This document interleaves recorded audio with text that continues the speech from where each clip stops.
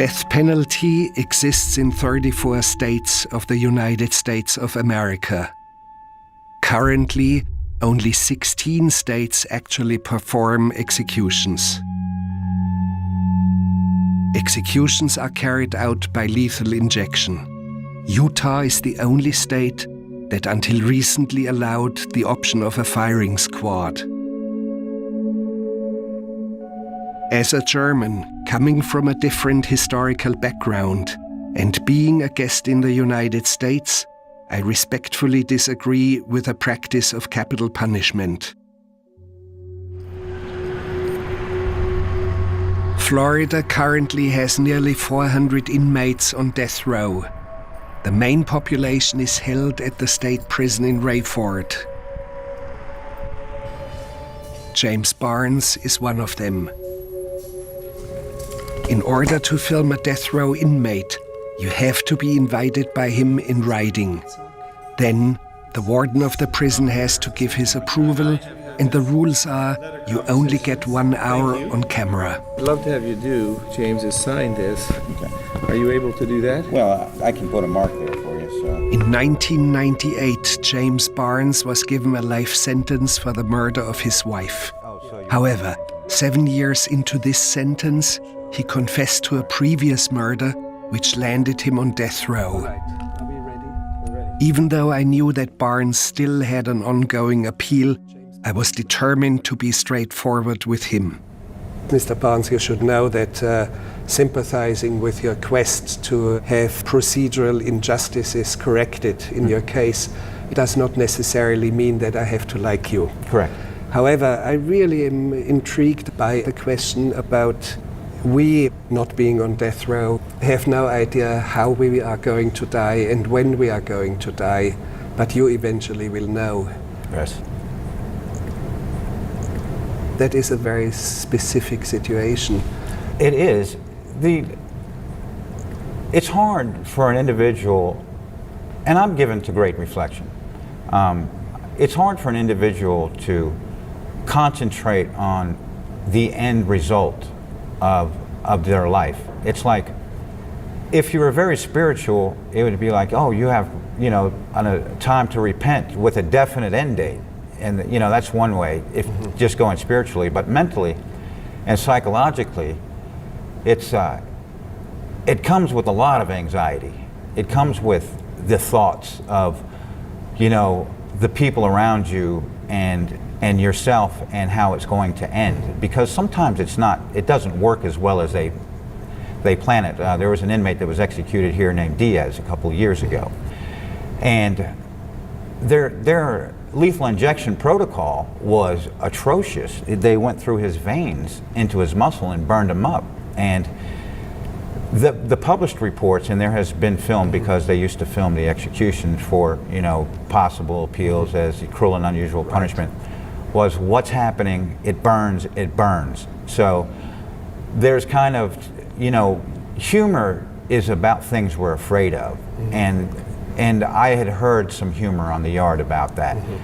Press the red button when it burns to let them know that it's not working right. But, there is a lot of anxiety about concentrating on the end. It doesn't seem like anybody has discretionary authority to make things either better or more humane. This is a protocol. This is, the death protocol, and we're going to follow this to the letter of the law.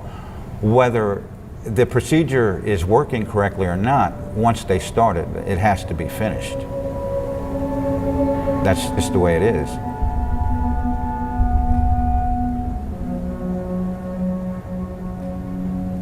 And for you personally, how does the world outside appear? Do you see the sky? Do you see trees? Do you see a bird nesting somewhere? I'm all the way in the back in a cell where I can see, we have two barriers, two walkways, hallways as you would, with bars separating them. Yes. About 10 feet away is a window, but I can't see anything but the building across from me. But if I look down at the end, I can see through a window that's about 15 feet away, and I can see some green grass. I can't see some trees that are 700, 800 yards away. It's something. And of course, every once in a while, a bird will nest for a few days in one of the windowsills. But You have observed that. I have observed that. And how big an event is that? For me, I appreciate it. But I've had cellmates where if a bird chirps, they just go ballistic. They can't stand it. It's making noise. It's just, there's different personalities. Yeah. And for you? For me, I love the rain. I love when I can hear it beat on the roof. When was the last time you experienced rain on you? I would have to say that it was in 2002. So 8 years ago, Yes. you had rain on you. Yes, I was in an open population. You know, in December, I've been locked up for 13 years. Yes. But I haven't spent that whole time on death row. Yeah. Well, it was for a previous conviction. Correct. On murder charges. Correct. Yeah. In 1997, Barnes was living in Melbourne on the east coast of Florida.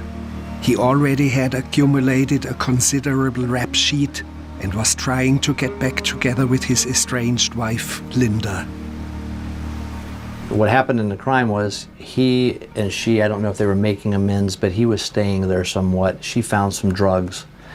They got into an argument over it. He ended up grabbing her in what he calls a sleeper hold, and basically What is a sleeper hold? where he took her neck and put it in the crook of his arm and started to choke her. And actually what ends up happening is he chokes her to death. He strangles her to death. And after he's dead, or after she's dead, he has to get rid of the body or make an attempt to get rid of the body, and wasn't sure what he was going to do. And so he put her in the closet, in one of the closets in the house, so that if anyone came, they might not see her. And left her there for a period of time trying to figure out what he could do to dispose of her. When law enforcement comes at you and you're cornered, this has happened to me several different times. And describe how cornered, in which way? All right, I'm going to give you the worst incident that happened. Yes. I was at my father's house. I was going to be arrested. I didn't know what the charge was at the time, but I thought it was for this murder that I'm here on death row for. And then this was in 1988. There was a knock on the door. Well, actually it started with a squirrel in the backyard looked at me, because I used to feed it peanuts in the morning, and it looked at me, it looked to the side, and it bolted up a tree. And I had the sliding glass door open, and I looked outside, and I saw a police officer with a shotgun, and he ducked behind a palmetto bush. I shut the door and stepped back like, did I just see that? I thought it was an illusion at first, so I opened the door and looked again, and I didn't see him. Well, I looked at the roof across, and there was a cop with a rifle pointed at me. And that was terrifying, all right? And then I looked through the kitchen out the jalousie windows, and there was another cop with a pistol at the side of the house. So I locked the doors, and I went to the front, and there was a knock. And there was a guy I went to school with who was a warrants officer with a big old 44 Magnum at his side. And I said, oh my God. When I finally did come out of the house, I had over 20 weapons pointed at me. That was severe panic. If I would have sneezed, I would have been shot to pieces. It was... you were in panic when the body of your wife was hidden in the closet. What Correct. happened there? It's another incident. This is another incident. Yeah. I was home. The police, well, actually her mother and her sister-in-law and her brother knocked on the door, and I opened the door for them, and they wanted to know where my wife was. And I said that she was at an attorney's. She was going to divorce me.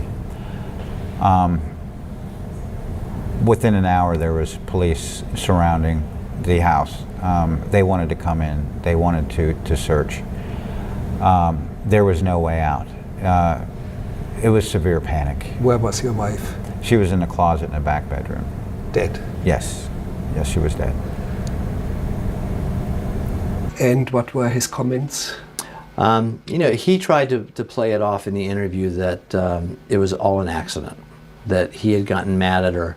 he had put this chokehold on her to calm her down because she was getting out of control, and that in so doing they fell to the floor. And when they fell to the floor, he said he either must have broken her neck or in some form choked her. Now, as we go through this interview and keep going on, he tells us and describes it quite vividly how he picked her up off the ground and to the point where she's shaking, and he notices that she urinates on herself, which is a little bit different than we fell to the ground and this was an accident. So as the interview goes on, of course, he gets much more descriptive in it and details you a very violent act and very vivid violent act in his memory of noting that she's shaking, noting that she urinates on herself.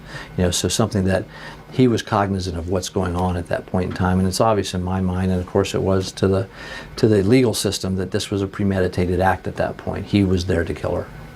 And he made a very nasty, strange remark. You mentioned something. He asked, and I think you're talking about, he asked to have her ex-husband in that part of the interview, and that he would confess to the act and tell us the exact truth if the ex-husband was in the room, so that the ex-husband could relay her last minutes to her children, which to me is it's another violation. And for me, he's doing that because that's the ultimate power trip for him. He ends up going out with the power over the ex-husband and the power over those children, by knowing that that's the last thing that they're going to now remember about their mother and his wife. That's the last thing that they're going to remember is what he told of her last minutes. And that's, to me, that's a violation to victims all over again.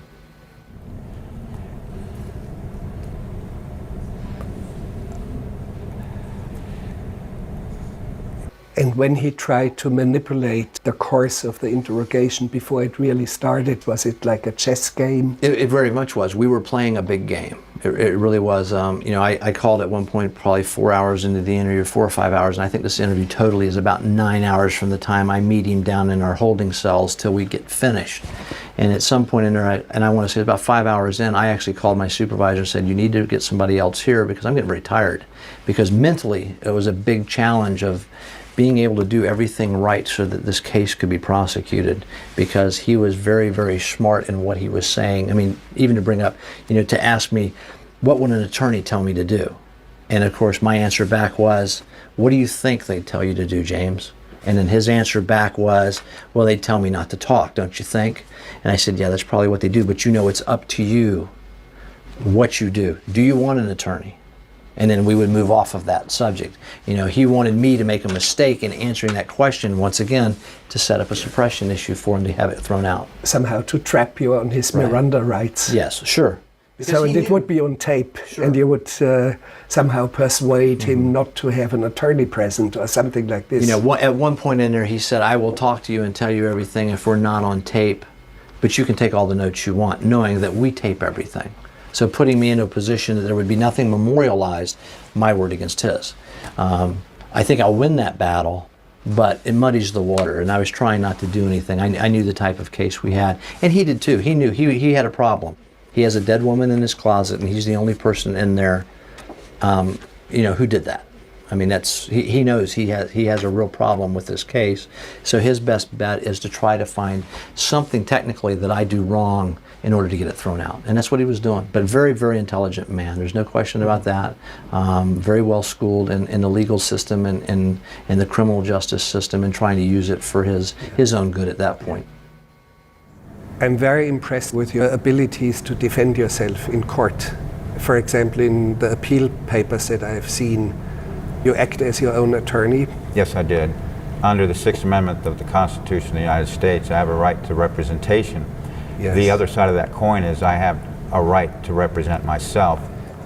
Yeah, you invoked the so-called Ferretta right. Right, the Ferretta. Which means you would not be allowed to defend yourself if you were planning to commit state-ordered suicide. So the clock is ticking. Right now, it started October 4th. I have 1 year to have my next appeal complete.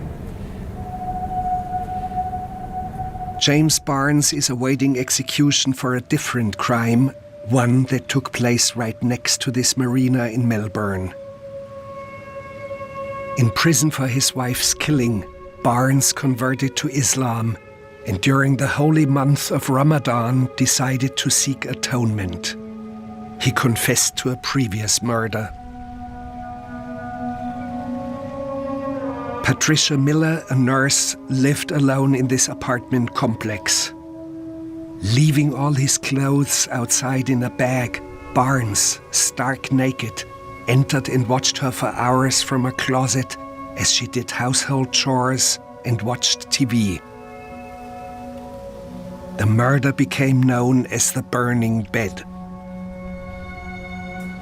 He actually made a determination that he wanted to sexually assault and kill her. He actually took off all his clothes, went into her apartment, watched her for a period of time, and then assaulted her, bound her, tried to strangle her. I don't believe she died at that point, so he picked up a hammer, beat her with the hammer, actually killing her, and then in an attempt to destroy as much evidence as he could, he set the bed that she was on fire.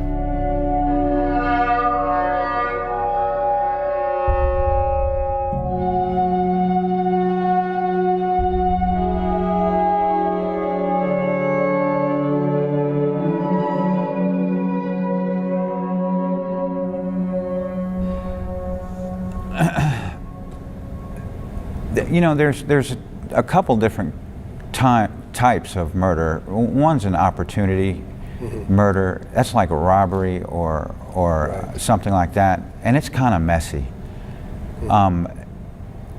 No, it's very messy. An opportunity murder is very messy. There's a vengeance murder where somebody's humiliated you, and you've planned, even if it was a quick. And It's very fascinating for me because you refuse to speak about it. Apparently, you had one or two, several encounters with your victim, with Patricia Miller, whom you killed. You never talked about it and refused to talk about it, but apparently you were humiliated or repudiated by her. I do not know. Well, there were several events that had happened, and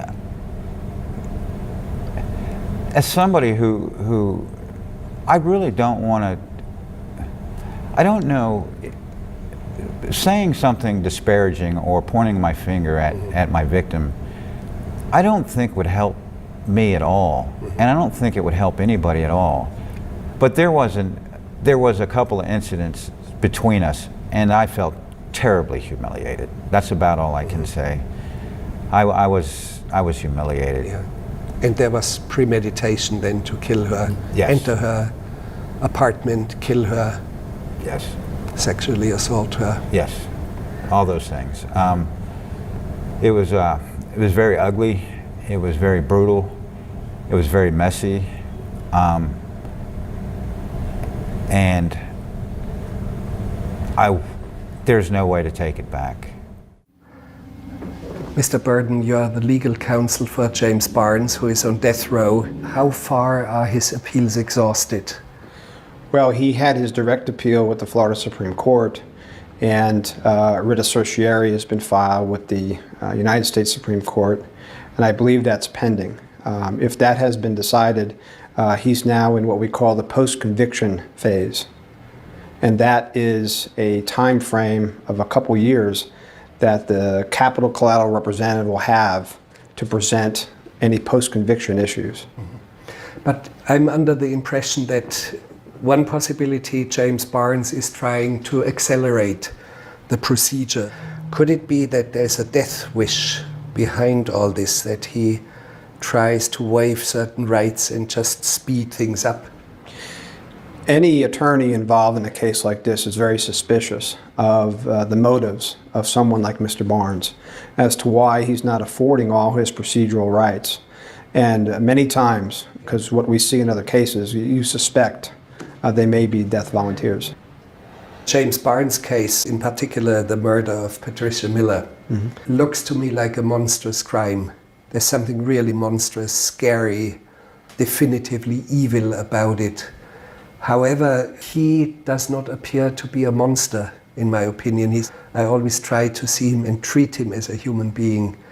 In your case, is your opinion somehow split between the facts of the case and the human being here in front of you who needs your defense? I'll tell you that we all have feelings and we all have concerns. And due process of law and the fact that we have this in this country is more important than my personal feelings about any of it. I was an intelligence officer in El Salvador during the 80s when there was no due process. Yes. And I was in Panama during the Noriega administration where there wasn't due process. And you see how the lack of due process wears on a citizenry. It's horrible. They don't discuss things frankly with you. They be careful who they associate with and who they talk to. It's a different kind of society that I would never want to choose to live in. So I have very, very strong feelings that due process is far more important than the vagaries of an individual case. I could equally prosecute Mr. Barnes as defendant with equal vigor. The process is what's more important. And sometimes I think in the hysteria of the actual events, people forget the bigger picture. What really is at stake here is that someone has their day in court before their rights or their life are taken from them. I wish Americans would travel more and see and go to a culture where the whims of an individual can totally control your fate. Yes. And they will defend Mr. Barnes easily after they go through that experience. You made some cryptic remark that there might be still something else out there. Do I misread it? Or? No, there was much innuendo is what I would say, the cryptic innuendo. There are other, there are other crimes out there that I've committed that I've never been held accountable for. Would I ever come forward again and admit to these things? I think I picked the wrong agenda, the wrong platform last time. I don't believe... But would you eventually speak if you are strapped to the gurney or shortly before when you have a last chance to bring closure to families of victims or whatever? Would that be on your agenda? That's absolutely part of something that I have thought greatly about. The state of Florida is a state that they don't care about the consequences of an individual's actions or... Yeah, but let's forget about the state. I mean, you're in a very grim situation and at the end of possibilities almost. Right. There is you as a human being, not dealing with a state, but dealing with personal guilt. Do I see that correctly? You do see that correctly. There is no proper way to come forward and say how sorry one is or show remorse. They say I'm remorseless. I'm not. I have cried so many nights, so many days. I've spent so much time trying to figure out how to balance the scale. I just didn't see. I just didn't really understand the gravity of what this state would do to me, for coming forward and saying I'm sorry, right, yeah. and not offering anything other than, I'm responsible. This is what I've done. This is exactly how it happened. There is no more questions in this case, and now I'm going to be executed.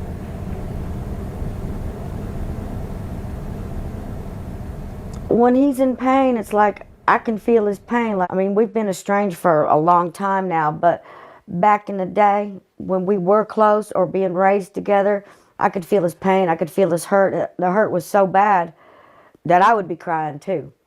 Like if he was sent to a detention center or the juvenile detention center, I'm the one that would be crying at home. I'm the one that hurt because it was like we were ripped in half. It was like part of me was always gone. I would not celebrate our birthdays when he was not there, and I would not celebrate our Christmases. This is my siblings. This is my older sister Beth, my twin brother James, me, my little brother Michael, and my little sister Roberta. I'm not bitter anymore. I'm accepting. I hurt for James that he didn't make it. I hurt for my little brother Michael, who committed suicide. And I survived. I could have been a statistic out there on drugs and alcohol, and I could be dead from the lifestyle. Is there a possibility that you will see him? Or do you have to settle with yourself first? I would like to see him, but I might not be allowed to. But I think family members should have a possibility to see him. Well, I understand, but I think I might have a warrant down there for a misdemeanor. Yeah, I mean, as long as I'm in Georgia, I'm fine. You were in trouble as well. I got in trouble, yes, when they got divorced. I think I was about 16 years old. I did end up dropping out of school and doing my own thing, beach bum kind of lifestyle, working in nightclubs, entering bikini contests, just drugs and the alcohol and all the nightlife that came with it is what I did. So you were a bad girl. I was very bad, yes. Yes, I'm a 2-time convicted felon for drugs, and I've probably had over 35 to 40 misdemeanor arrests for drug-related incidences. And if you show up in prison, they may decide to keep you for a while. Yeah.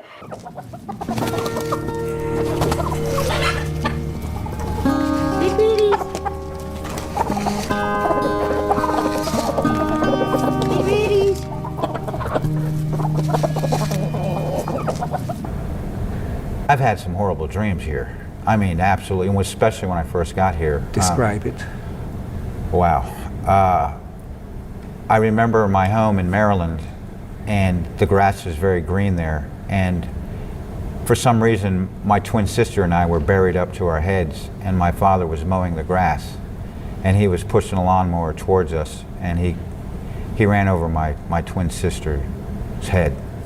And I've had that recurring dream about 5 times, and it just messes me up inside, because my feeling is, don't do this to me, but I feel so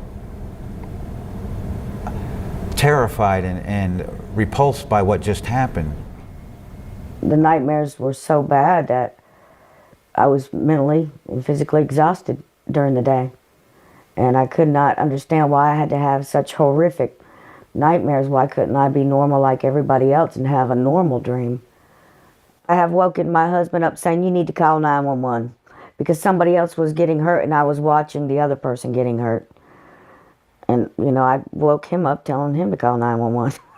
It wasn't me getting hurt anymore. It was somebody else. I've had, you know, a couple real good dreams. The one where God appeared to me. Oh, please describe. That's what I want to know. Well, okay, the scenario was something bad was happening, and I was running from room to room to get away from this bad thing coming to get me. And all of a sudden I seen this light in this doorway, and I was scared to go. I was scared to go behind any door because this person was going to get me. But I ran, and all of a sudden there was this big giant image of Jesus letting me know that nobody was going to hurt me now. And I'm like, the dream's over, and I'm sitting there looking at God, you know, and I wasn't even sure it was God, but I know it was. You can just tell. And Pastor Jan, I guess I invited her in my dream because I wanted to know, is this Jesus? And she said, yeah, and ran out my dream. But it went from a real horrific scenario to just seeing God and Him saving me. It was just so big and such a glow, and He's so perfect. And yeah. It was just really, it was a good dream. So I was one of those that wasn't wired like everybody else. I needed constant supervision. I needed my parents there. And then you have to keep your family unit whole, no matter what, because people are going to make mistakes. And if you can keep those mistakes private, it's best. That's what will keep the family unit strong. But if you have to go outside of your family with mistakes that others have made, you have to support them. You may not agree or like what the individual has done, but you have to love them and tell them that you support them. This might have been a juvenile detention center at 17.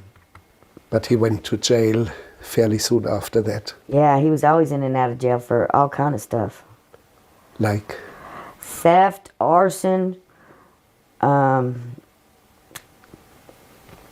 don't really remember. Drugs. Drugs. So I remember our next door neighbor's house, next door to this house. James did admit to doing that. I think he admitted it. He went in and burglarized them, and then he lit their bedroom on fire to get rid of the evidence or something like that.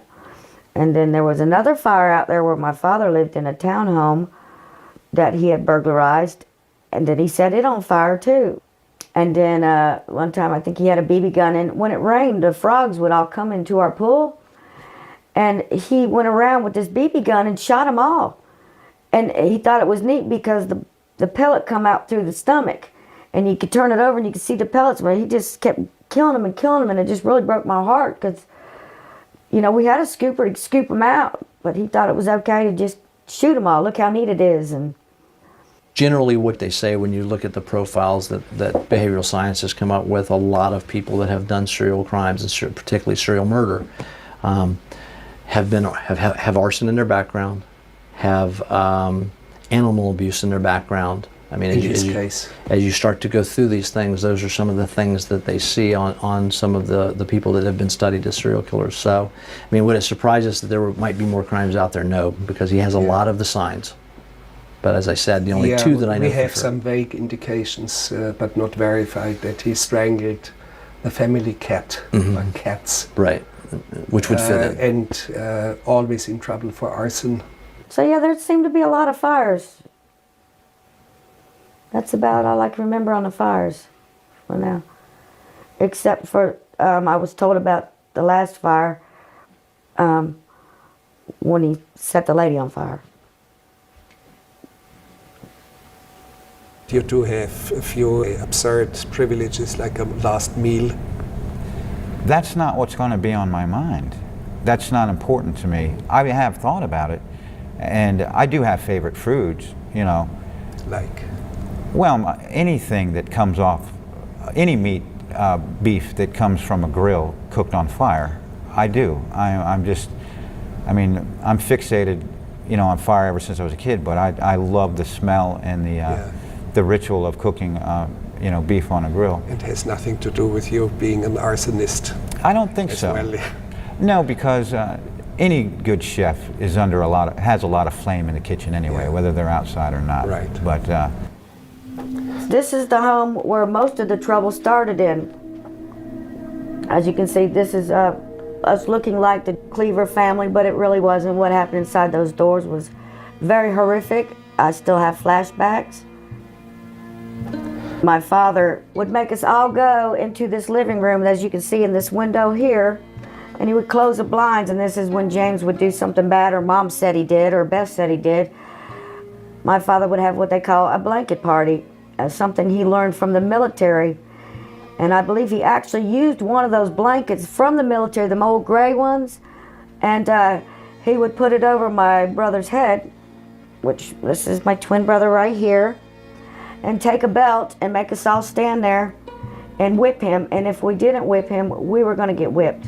So he didn't know when he was going to get hit, but by the time my dad got him out of the blanket, his face would be beet red, with just tears streaming down and welts all over him. I just remember me screaming and crying throughout the whole thing. James started to withdraw and become angry. Didn't want to go to school because he didn't like going to PE because you had to dress out, and he always had whelps on him or whipping marks. The other kids would laugh at him. He wouldn't be allowed to go at any of the family functions like that. He had to stay in his room beaten like a dog. With welts and With bruises. welts, bruises, bleeding, to beat anywhere on his body. I've seen him get punched in the chest like a man. Was there sexual abuse? Well, I was told there was sexual abuse. I don't have any memory of it. I do have the frozen fear, and I do remember being in my bed and someone coming into my room. I don't know who it was. I don't know what they did to me. I was only told by my older sibling and my mother that I was sexually abused. But I can't say that who did it. I don't know. I have no memory at all. But they did say that's why James was taken out of the home.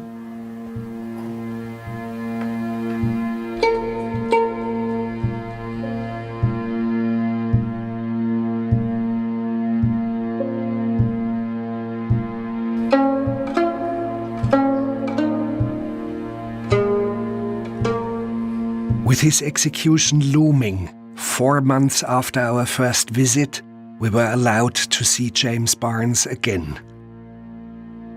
He had had no contact with his family for over a decade.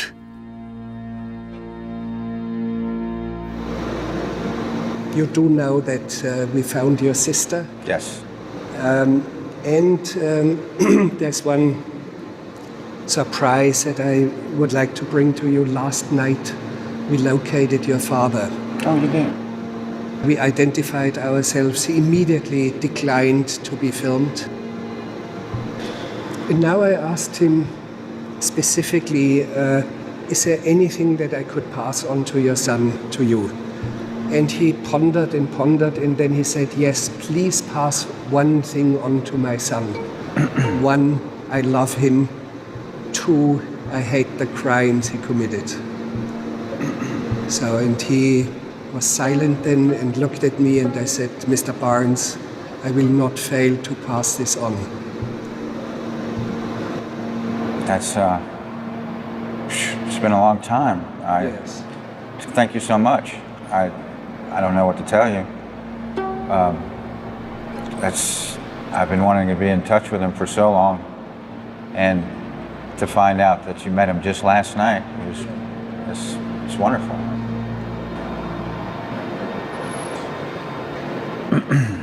Wow.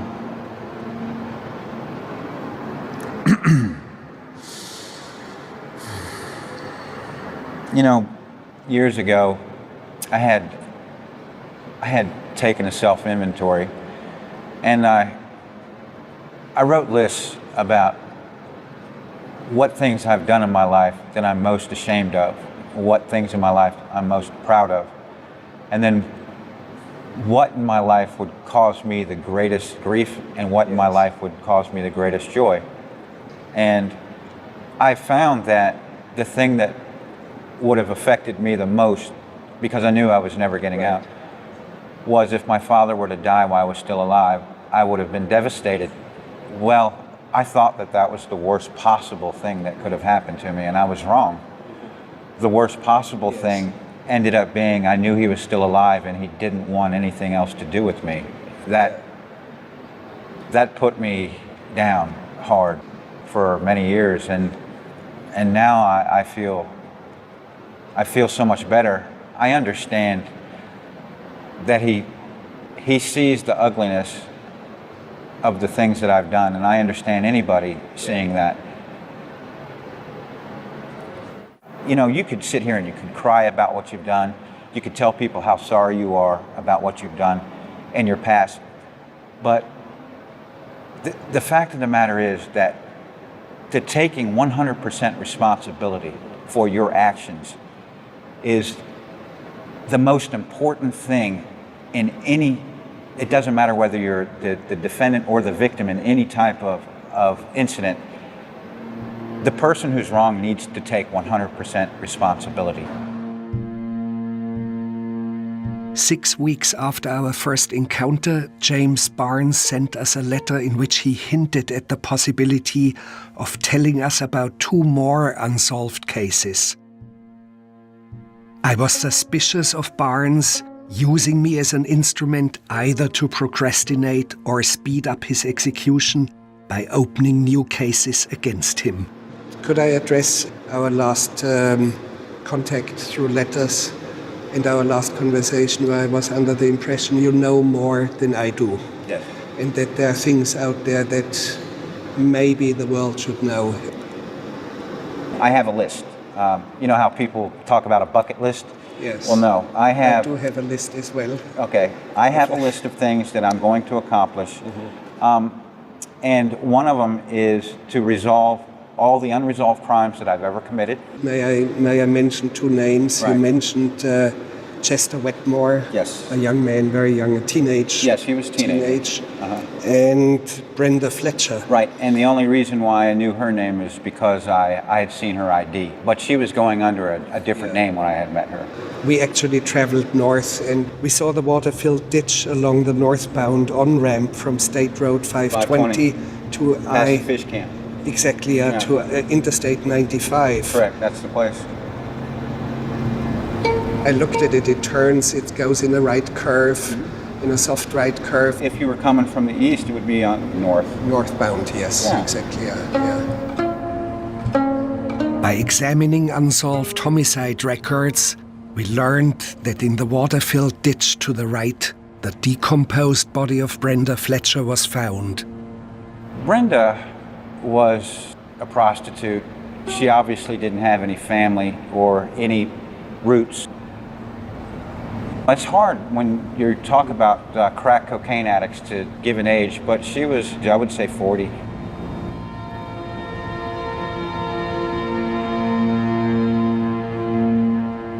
She stole my wallet. She didn't have to steal my wallet. I only had like 30-something bucks, all right? All I really wanted was my driver's license back, and I told her that. I said, all I want is my driver's license back. Oh, I didn't steal. I said, I know you. You're the only person. You're a crack addict. I know what you did. I just want my ID back. If I get pulled over without it, I'm going to jail. I had already had a suspended driver's license deal once before. And you were involved in this crime? Yes.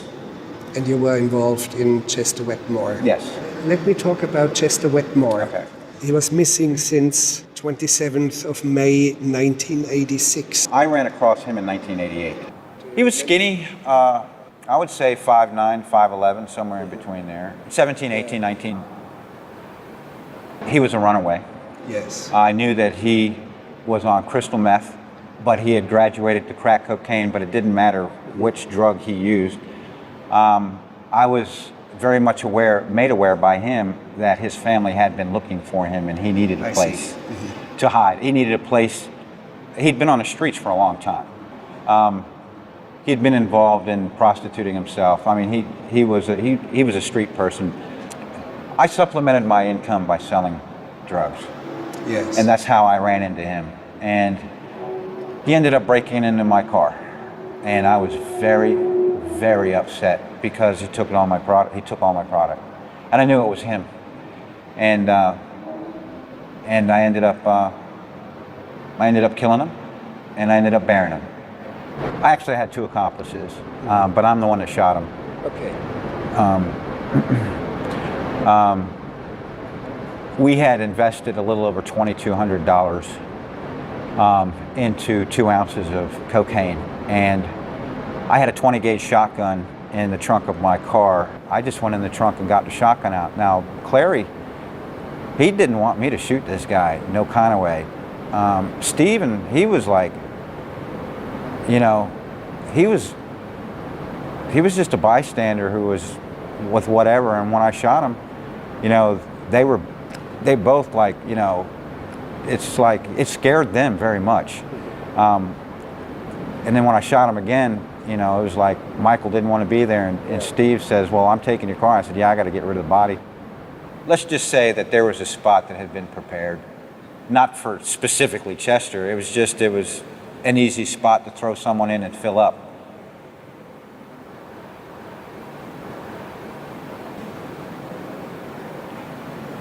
He was still shiny. I don't know how to explain this, but before you get to a certain age, especially at night, and that's where I saw him most of the time, older people, they don't have a shine, a gleam to their skin. He still had the young gleam. You could tell, I don't know how to explain this. He still had a glow. You mean as an inner attitude, like you still have the world ahead of you, your whole life ahead of you? No, what I mean is descriptively, ocularly, is he still had the sheen, the sweat sheen, the glow. And children have it. Adults like me and you, we don't have. Now, I may right now because This is my second call out today. My ankles are killing me. They put the shackles on too tight the first time and they rubbed me raw. Oh my God. Plus I'm way down at the end and in the cell. And it's humid today. Last time we were here, I was freezing. But no, descriptively, he was still very young. He had the glow. Mr. Barnes, my impression is that the state of Florida is interested in one thing, What's that? that is to kill you off. Oh, yes. So Yes. that's number one. Right. And I have my doubts that the state decides to indict you on any other crime, spend months and months of investigations, indictment, legal procedures, have a trial against you again, spend millions of dollars and sentence you to death again. What's the point? See, these are... They just want to kill you fast. Right. There are a lot of different arguments in support of capital punishment, deterrence, and so forth. But The we only know th- it doesn't deter anyone. Yes, we and know I agree that. with that. Statistically, we know it. I think the only support for it is retribution. Yeah. An eye for an eye, to speak. Which is biblical in its Old Testament, Arguably but it's so. not what Jesus would try to tell us. So, well, I have to tell you that for the foreseeable future, capital punishment is here to stay. And it's very popular in this state. If you took an opinion poll, the citizens of Florida support it. And so I don't see it changing anytime soon.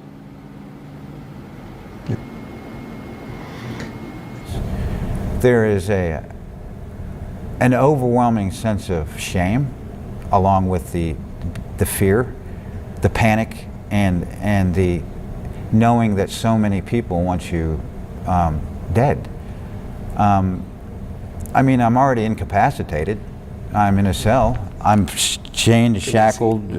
I mean, I've got 7 pounds worth of state jewelry on me. You're going to kill me now.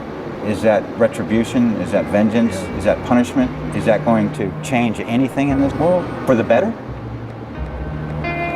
It's not.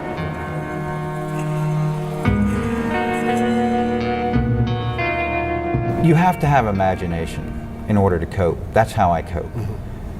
And I spend most of the time wishing for things I don't have. Give me some details. All right. I wish I was free. Sure. All right. I wish I had no constraints. I wish it was a hot day on the beach and I could jump in the ocean. That's like the thing that I really want to do is submerge myself and then come out and rinse off with fresh water. I don't know, it's like a rebirth or a renewal. It's like I've been through so much and I've gotten so dirty and I can't wash it off. And the only thing that I can do is dream about how I would wash all the filth